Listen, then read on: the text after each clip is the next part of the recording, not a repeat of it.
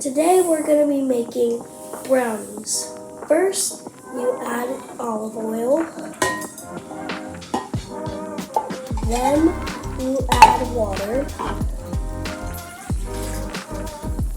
Then you add eggs. And last, you add 1 tablespoon of vanilla.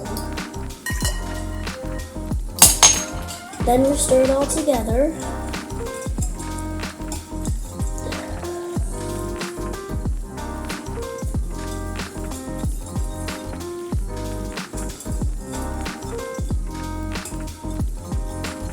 Then you add the mix.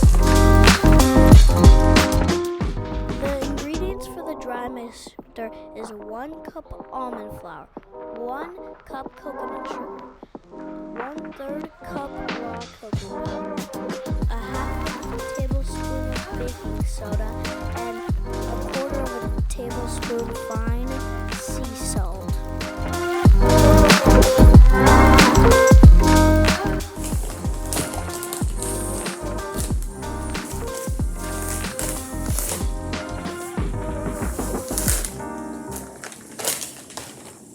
You stir.